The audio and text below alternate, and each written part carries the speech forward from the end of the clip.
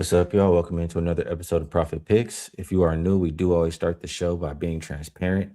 And it was a solid week, first week of playoffs. I didn't do too much. Honestly, I could have, because a lot of things I like were winning. I probably should have just been firing away, but 4-1, I will take it. Yesterday had a 5% winner on the Spurs. So overall, nice start to the playoffs for myself. Vino, great to be back with you. How's everything on your end? Well, it's good, Skee. I had the same amount of plays for the playoffs Saturday and Sunday. 5 plays, 3 and 2 over here.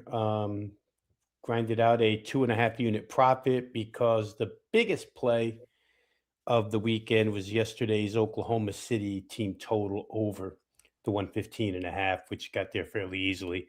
So yeah, happy to be into the playoffs now, and we'll take 60% weekends every weekend from here on out. Make a little bit of money. I'm just doing the math in my head. I don't know if we combined on some of the games, but that would be 7-3 between the two of us combined, which is, you know, if you paid already, you got some money back already. Yeah, let's keep it going. I do want to mention something though, Rob. It's something that's bothering me. Hmm.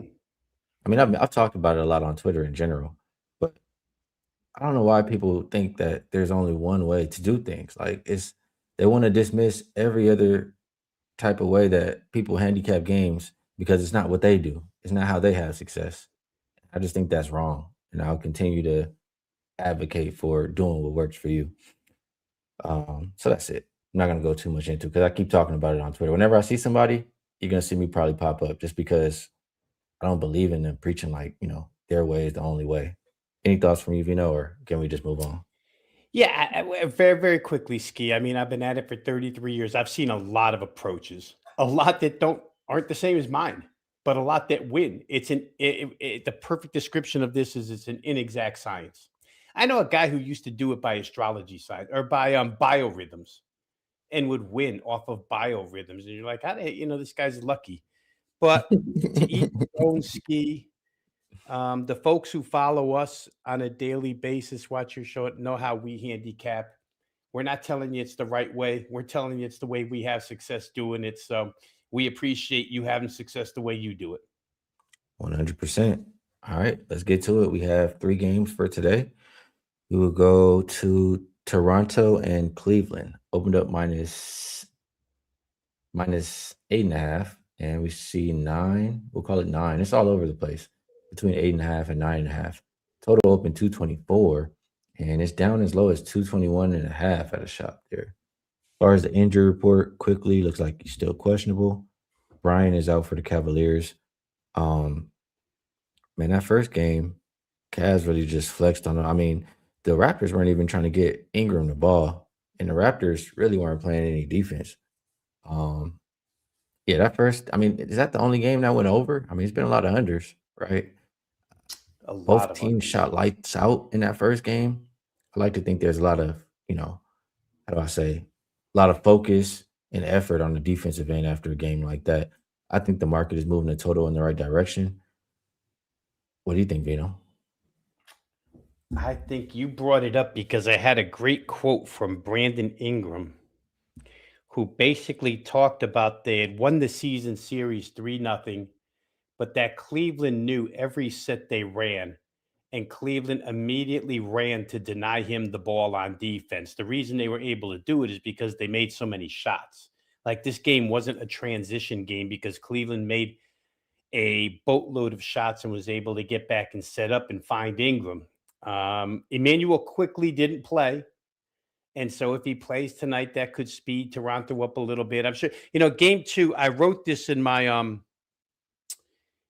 write-up, Skee, for my top play today, but game two always has two ingredients in it for the team that's down 0-1. A sense of urgency because you're down 0-1, and B, it's a game of adjustments. You adjust to what went, wrong the first time. If you can make the adjustment successfully, you're going to be okay. But in some cases, these matchups you can't. I didn't know which way to go with this game. Toronto shot, like you said, Toronto shot lights out and still got, beaten pretty good. They did not cover. Will Cleveland shoot that way again? I'm not sure. I'm not big on props. You guys know that I don't play a lot of props, but in my mind, another quote I read from Donovan Mitchell, who basically said, between he and James Harden, they just pose too many problems for a defense to guard all at once. Do we double Mitchell? Do we double Harden? Do we trap Mitchell? Do we trap Harden? What do we do? No matter what they do, according to Donovan Mitchell, there's an answer. And you got to firmly believe him. My thought here went to the prop market, and I just feel like James Harden's points plus assists would have to be an over. Now, I looked up the number earlier. It was 27 and a half. Tried to think it out to myself. He had 22 and 10 in game one, which is 32, went way over. In order for him, now he had 10 assists, Skee, on the team shooting 54% from the field and 50% from three. So he's passing and they're making. Are they going to make at that rate again? You could throw a lot of passes, but if they don't make that many, maybe you don't get that many assists. I still think that in the playoffs, those two guards assume the roles that they've been really good at in the playoffs. Harden's been an excellent playmaker in the playoffs. Mitchell's always been a big time scorer in the playoffs. I still kind of like James Harden's points plus assists over 27 and a half. I just don't see Cleveland being able to defend that. I mean, Yeah, Toronto being able to defend that. we disagree on this game. I like less points here. I think that the Raptors are not going to be satisfied giving up, everything they gave up in that first game. And I think they can have an answer. They've been a much better defensive team than what they showed in that last game. And all I heard was guys talking about defense. So I think this one is a lower scoring game. Next one, we're going to go Hawks and Knicks, and it opened up -6. Looks like six still across the board. Total open 215 and a half, and that is up as high as 218 and a half. You do have both. Well, you have Landale out, and now you have a Kongwu questionable. For New York, you have OG Anunoby probable. Um, this could just be it's Knicks or pass from a side perspective, just because I think that the size is too much and they're at home. But I mean, if Okongwu is banged up or is out, I mean, they're gonna start to lose what rim protection do you have for Atlanta? They're gonna start to try to play small ball and play faster. So I could understand why the total is going up in that regard. And New York should get a lot of second chance points, I'm thinking too. I guess lean Knicks, lean over. What say you, Vino? I will jump in on that. I like the Hawks team total over. They got to 102 in the first game. Few things here, Ski. Number one, what I just said about making adjustments and having a sense of urgency. Couple of quotes here that rang true to me. One coming from Jalen Johnson. I think coming into tonight, we kind of expected the Knicks to play their style of basketball. I think we did a good job of coming up prepared for that. And then I think in the second half, we just have to continue to play our brand of basketball, continue to play how we play. How do they play? Quinn Snyder will tell you the formula for us and our identity has been to run and move the ball. And it's not like we didn't do that, but we need to do more of it. 105 and a half is their team total. They got to 102, not playing 48 minutes the way they want to play, not making as many shots as they normally make as far as field goal percentage is concerned. So to me, I'm asking for 4 more points here from a team that is telling me they want to push a little bit more. I can see 106 here. They average 118 a game during the season, and they are a pace team. And the Knicks were able to slow them down a little bit. Ski the Hawks. I'll just throw out some numbers here. They shot the ball every 10.8 seconds during the regular season. It was the second fastest shooting of the basketball per team in the NBA. It went down to 11.4, lost about a half a second off of that in that game one. And I think that's what Snyder's referring to. We need to just get that back. If they do, it presents a couple more opportunities. Let's say they get 3, 4 more opportunities at the basket. All I need is 4 more points out of them. So I do like, and I did play Hawks team total over 105 and a half. I'm gonna give pushback. And I didn't Yes, play sir. it. I didn't play it, but I'm just gonna play devil's advocate here. Who's gonna control the pace in this game? Is it gonna be the home team, the Knicks? Is it gonna be the road team, the Hawks?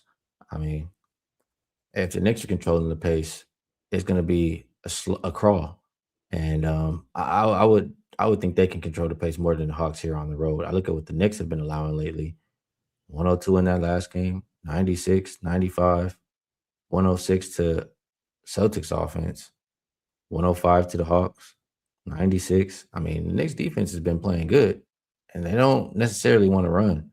So, are you worried about who controls the pace here? You always, I'm probably betting the number more than the styles, right? 105.5 for a team that averages 118. I'm saying, yeah, they can get to 106. It's only 4 points more than what they got the first game, and they didn't even get to play, or at least according to them, they didn't play their style enough. And when they did, they were successful. Knicks are the better team at this point. And if, like you said in the beginning, if the injury list does show at the end that they don't have a lot of rim protection, the Knicks probably do win the game. But do they win by holding this team under 105.5? I think in the playoffs, I said it earlier, and I just really believe in this, that the two things, the sense of urgency to win a game, Hawks need to play their way to try and win a game and make necessary adjustments. They seem to know what they need to do. Go out and execute it a little bit better than you did in the first game. Um, it's almost a little bit like zigzag theory, although zigzag applies to betting sides, at least the old style did. But I think I'm playing zigzag a little bit, thinking that Atlanta can do what they do best a little bit better here. 4 points worth better. And so for me, it's probably betting the number more than, thinking Atlanta will win the game. All right, last game on the slate: Wolves, Nuggets opened up -6.5. 7 or 7.5 is what we're looking at now. Total open 230.5, and it's as high as 232. As Mm. far as injuries, Anthony Edwards is questionable. Peyton Watson is out for the Nuggets. You know, the Nuggets didn't play a good game. They didn't shoot well. I mean, they got to the free throw line. That's what they did well. But maybe they're rusty after being off for so long. I mean, this is a team that's won, what, 13 straight? They didn't look to be in the best rhythm. I mean, when you're winning 12 straight, you don't want a week off. But somehow they still were able to win the game. They shot worse field goal percentage than Minnesota, worse 3-point percentage, still win the game. Um, what is I mean, what can Minnesota do? I mean, are we gonna expect the Nuggets to should be that poor offensively again? I, I don't know. I think the Nuggets can blow them out, honestly. And yeah, what do you think here, Vino?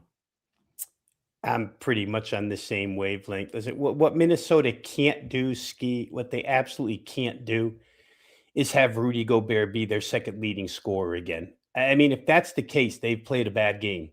There's other guys on this team that are supposed to be getting to 20. And when Gobert's your guy, I mean, he had a good day, 8 for 9. But let's face it, there's a long history of Jokic absolutely shredding Gobert, and he did it again at 25, 13, and 11. It's crazy. And if Jokic is going to get those numbers, that means everybody's going to get shots. And if Jamal Murray could have made a shot from 3 point, he's not going 0 for 8 again, but he's not going 16 for 16 from the free throw line again. Now, I don't know. They got to find somebody who can guard this guy without putting him on the free throw line, because you might as well have given up 5 threes, right? 5 threes is only 15 points. You gave up 16 free throws. So do something different. Um, I'm gonna this thought crossed my mind, Ski, and it's kind of in the Atlanta thing. Minnesota, no, no longer than 3 weeks ago, I read an article where Bones Highland, who didn't even get off the bench hardly in this game, 5 minutes of play, was on a pretty good offensive streak and talking about how when he's paired up with Ayu Desunmo in the backcourt in a rotation, mostly second team rotation, that they love pushing pace. He loves playing with them because they go fast, faster, and fastest when they're together on the floor. Um, I don't know if if Minnesota needs to push Denver pace wise more in this game. Much like the Knicks, Denver's going to play a little bit methodical, but Denver's also going to be so efficient. They score on everybody. So I don't know. If you're Minnesota, you have to realize that you got to outscore Denver. Denver scores on everybody. I don't care who your defense is, unless you're Wemby, I guess. But I don't see a lot. And if Edwards really is, he had 22 on the injury report Saturday, come back tonight with a day of rest. We'll see. But if Anthony Edwards isn't right, Skee, 7.5 does seem like a low number against the Nuggets here. All right, good stuff. That's the NBA card for today. So before we get over to best bets, I will do a little bit of promo, and we will start with the good old buy three, get three. That comes out to 6 days for just $69. Good way to be involved for about a week. Um, if you want to go long term, like for the entire year, we have the Ultimate All Access Pass, comes out to under $4 per day. And if you were to get Veno, for example, you'll receive a 25% bonus coupon that you can come try on myself or whatever else you would like at WagerTalk. Do want to shout this one out. Summer Spectacular All Access Pass, and just remind everybody it includes WNBA, which is coming up, UFL, which Rob does, the start of college football, tennis, and NBA, of course, as well. Now, the greatest promo of all time. We'll end it there.